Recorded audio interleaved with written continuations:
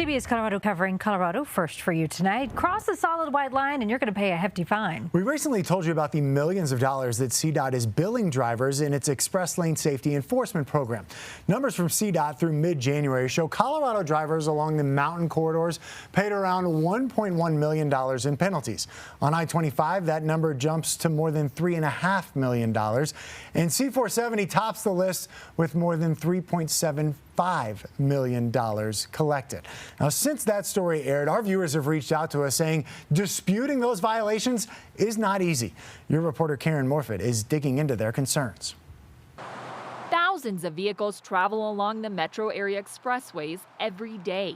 People like Jeffrey Farrar, who drive seniors to medical appointments. From the west side of town to the east side of town. He paid to use the C-470 express lane from Wadsworth to Broadway, like the sign advertised.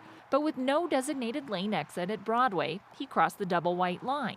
Scott Wiley also uses a portion of C-470, now under construction. The bigger safety issue is not moving out of that center lane. Both have express lane passes, but were hit with safety violations for crossing that double white line.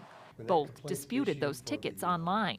Farrar lost and chose not to request a hearing. He ended up paying. Now I'm left paying double. I paid $150. Wiley is still fighting a violation from November when his dispute was also denied, even after the department dismissed 2 other tickets for the same concerns. He opted to have the hearing and feels strongly he can win. I've been practicing law for 43 years, and I've represented toll authorities. But the online calendar to schedule that hearing has no open dates. I had to go to the 800 customer service number on the notice, call them, and the customer service representative just laughed when I told her I was unable to schedule a hearing online. She just laughed and said, well, that's because we've had so many disputes and so many hearing requests that all of the hearing dates and times have been taken up. He can no longer access the calendar, and weeks of calling to find an opening were unsuccessful. 2 months later, and still no hearing.